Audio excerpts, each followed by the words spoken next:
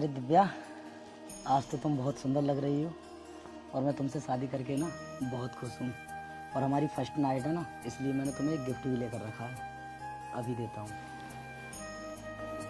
दिव्या, ये है मेरी तरफ से तुम्हारे लिए गिफ्ट। नहीं चाहिए मुझे तुम और नहीं चाहिए तुम्हारा गिफ्ट। तुम मुझसे शादी करके खुश हो, लेकिन तुम जैसे गरीब से शादी करके मैं खुश नहीं हूँ। और मेरे भाई ने तुम्हारी सरकारी नौकरी देख के तुमसे शादी कर दी। कितना ही कमा लेते होगे, 10,000, 15,000, इससे ज्यादा नहीं, समझे? और हाँ, एक बात कान खोलकर सुनो, मुझे तुमसे कोई लोभ लालच नहीं है, नहीं तुम्हारी नौकरी से, नहीं तुम्हारे पैसे से, और नहीं तुम जैसे भिखारी से। दिव्या, ये तुम कैसी बातें कर रही हो?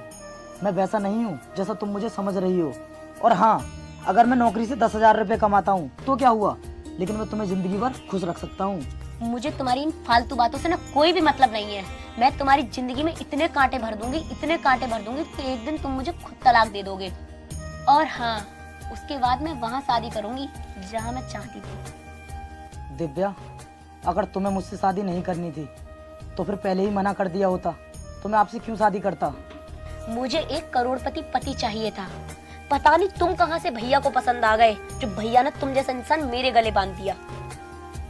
हाँ, एक बात और, तुम्हारी मेरी शादी जरूर हुई है, लेकिन तुम कभी मेरे नजदीक मत आना, दूरी बनाकर ही रखना। देखो, तुम मेरे बारे में ऐसा मत बोलो। मैं जानता हूँ कि मैं गरीब हूँ, लेकिन मैं तुमसे वादा करता हूँ कि तुम्हें जिंदगी में कोई प्रॉब्लम नहीं आने दूंगा। और हाँ, मैं तुमसे बहुत प्यार करता हूँ। लेकिन मैं तुमसे प्यार नहीं करती। अब मेरी मुंह की तरफ क्या देख रहे हो, जाओ यहाँ से। लेकिन दिव्या, इसमें मेरी तो कोई भी गलती नहीं है ना। तुम्हें नहीं चाहिए ना मेरा गिफ्ट, तुम मत लो। अब तुम्हें जैसा अच्छा लगे ना, तुम वैसा ही करना। मैं इस गिफ्ट को रख देता हूँ।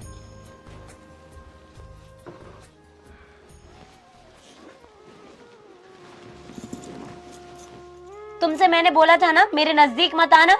तुम्हें जहाँ जाना है वहां जाके सो, यहाँ मत सो, जाओ यहाँ से।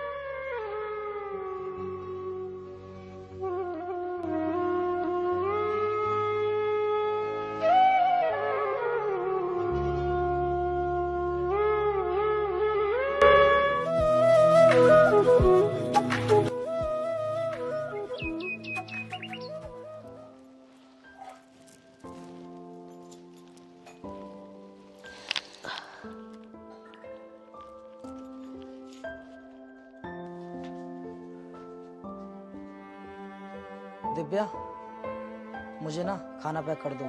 तुम घर के सारे काम कर लेना। तुम्हारा दिमाग खराब हो गया है? मैंने तुमसे शादी क्यों कर ली? तुमने मुझे इस घर की नौकरानी समझ के रखा है। और हाँ, ये ख्याल अपने दिल और दिमाग दोनों से निकाल देना कि मैं तुम्हारे इशारों पे चलने वाली हूँ। मुझ पर अपना हक जमाने की कोशिश मत करना। और ये घर, इसे मैं अपना समझूंगी? ये घर जाए भाड़ में। दिव्या, मैंने इस घर के काम करने के लिए ही तो बोला है, और फिर ये काम तुम नहीं करोगी, फिर कौन करेगा? और वैसे भी ये घर हम दोनों का ही तो है। कोई बात नहीं दिव्या, अगर इस घर के काम तुमसे नहीं होंगे तो तुम मत करना, लेकिन नाराज मत हो।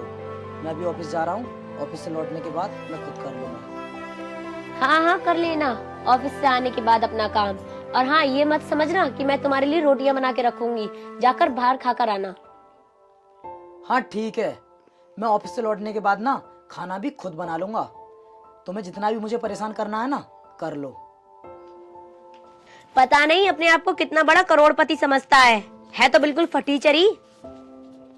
सुबह सुबह अपनी मनुष्य शक्ल दिखा के आज मेरा पूरा दिन खराब कर गया।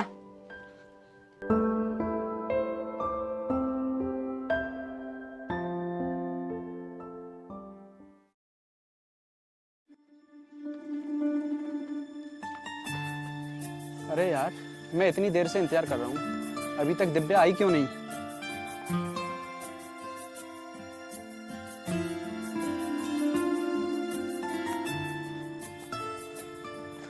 अरे दिव्या, आ गई तुम?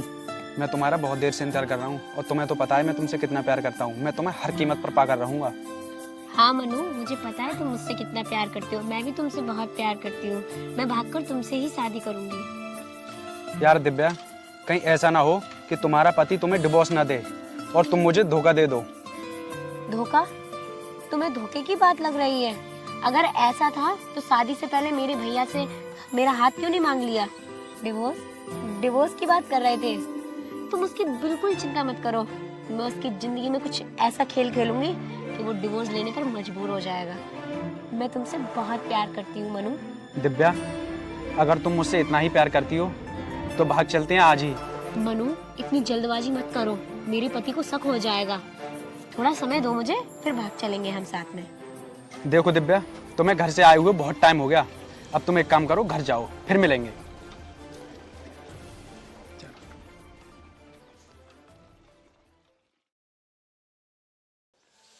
बस, अब बहुत हो चुका। मैं और बर्दाश्त नहीं कर सकती और मैं इस घर में भी नहीं रहना चाहती। अब मुझे अपना कोई ना कोई नया नाटक शुरू करना पड़ेगा। एक काम करती हूँ, उनके कपड़े ही फेंक देती हूँ ताकि ये मुझसे आके लड़े।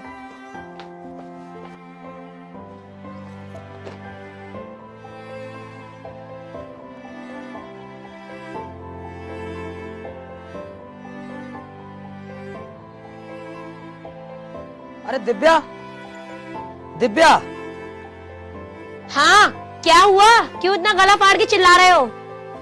क्या है ये सब? और तुमने मेरे ये कपड़े क्यों फेंक दिए?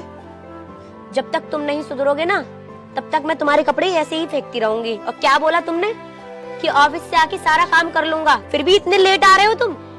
दिव्या, अगर मैं लेट नहीं होता तो क्या करता? एक तो सुबह में मैं ऑफिस लेट पहुंचा था और फिर उधर से आने में भी लेट हो गया, तो फिर मैं क्या कर सकता हूँ इसमें? और वैसे भी मैंने तुम पर प्रेशर तो डाला नहीं है काम करने के लिए। अगर तुम्हें काम नहीं करने हैं तो मत करो, लेकिन मुझसे लड़ो मत। और तुम होते भी कौन हो मेरे ऊपर प्रेशर डालने वाले? तुम्हारी औकात ही क्या है मेरे सामने? और हाँ, वैसे भी 2 दिन बाद मैं अपने घर चली जाऊंगी इस कैद खाने से। फिर तुम जहाँ भी जाना और कुछ भी करना, मुझे कोई मतलब नहीं है तुमसे। देखो दिव्या, पहली बात, सबसे पहले तो तुम मुझसे तमीज से बात करो। मैं तुम्हारा पति हूँ, कोई बॉयफ्रेंड नहीं। और हाँ, तुम अभी अपने मायके नहीं जा सकती क्योंकि 2 दिन बाद मेरी माँ इस घर में आने वाली है। उसकी भी तो देखरेख करनी है तुम्हें। क्या कहा? माँ आ रही है? तो इसमें मैं क्या करूँ? वो बुढ़िया माँ तुम्हारी लगती है, मेरी नहीं। तुम इतना हुक्म क्यों चला रहे हो? उस चुड़ैल बुढ़िया के आने तक मुझे यहीं पर रहना पड़ेगा। ये तो मैं बिल्कुल बर्दाश्त नहीं करूंगी।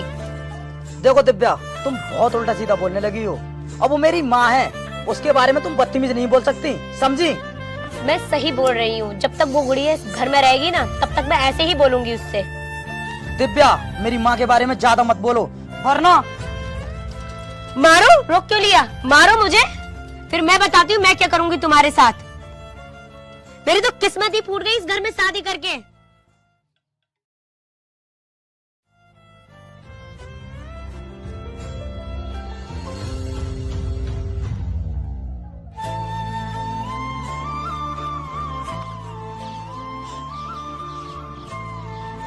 अरे बहू, लगता है आ गई बुढ़िया।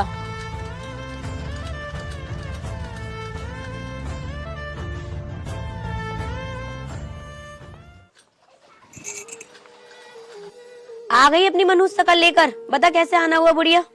बेटी तुम्हारे संग ही रहूंगी मैं। ओ बढ़िया, तूने सोच भी कैसे लिया तू मेरे साथ रहेगी?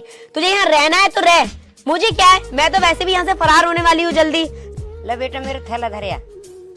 क्या? इस थैले को मैं रखूंगी?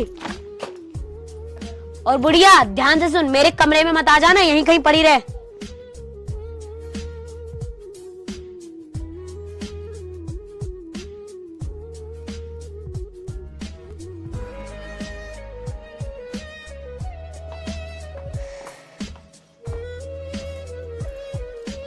जब से ये बुढ़िया आई है ना, इसने मेरा दिमाग खराब कर रखा है। मेरे सर में भी दर्द हो रहा है।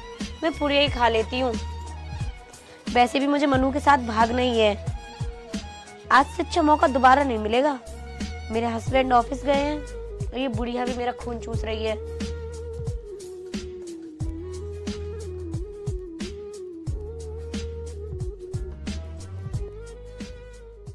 ये मेरा सर क्यों घूम रहा है? मुझे खुजली ये चेहरे पे खुजली क्यों हो रही है इतनी?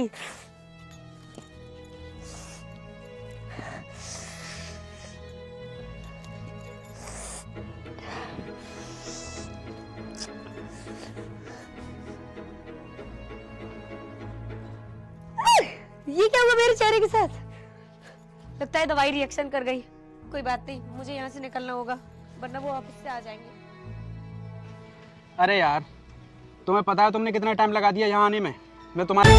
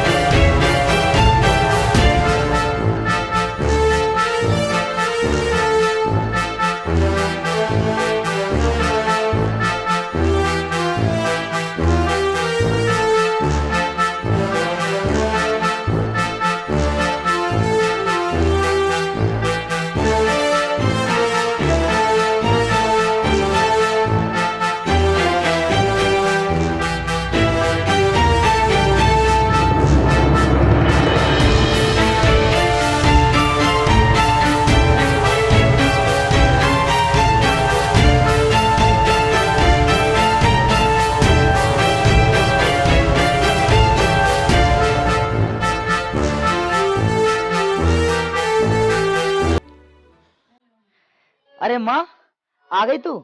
कैसी है? और ये बाहर क्यों बैठी है? चल उठ। तू अंदर बैठना, तेरी बहू अंदर इंतजार कर रही होगी तेरा। चला चल माँ, तू अंदर बैठ के आराम कर। अरे दिव्या, ओ दिव्या, ये दिव्या आवाज क्यों नहीं दे रही है? माँ, दिव्या नहीं है क्या घर पर? बेटा को तो बैग लेकर गई है। क्या कहा माँ? बैग लेकर गई है? मैं जानता था वो इस घर में नहीं रह पाएगी। वो हर रोज मुझसे लड़ती थी। कोई बात नहीं, वो गई तो उसे जाने दो। एक काम करो माँ, तुम अंदर चलकर आराम करो। आओ मेरे साथ। जब एक दिन उसे ठोकर लगेगी ना तो वो खुद आएगी।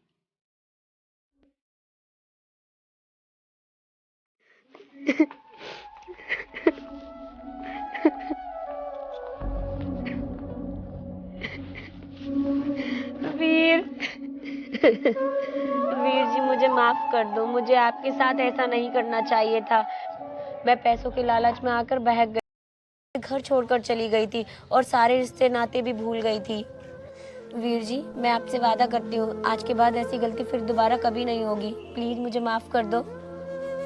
दिव्या, तुमने मेरे साथ जो भी किया ठीक ही किया होगा, लेकिन तुमने जो मेरी माँ के साथ किया है ना, वो बहुत गलत किया है। इसलिए माफी मुझसे मत मांगो, मेरी माँ से मांगो। माँ जी, मुझे माफ कर दो।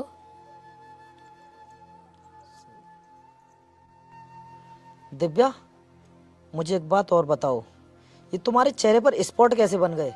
वो मेरे सर में बहुत दर्द हो रहा था तो मैंने दवाई खाई थी, इसलिए मेरे चेहरे पर रिएक्शन हो गया। देखो दिव्या, एक बात हमेशा ध्यान रखना, जो औरत अपने पति की कदर नहीं करती है ना, तो ये समाज भी उस औरत की कदर नहीं करता है। मैंने तुम्हें माफ कर दिया है। चलो अब माँ को लेकर जाओ और अपना काम करो।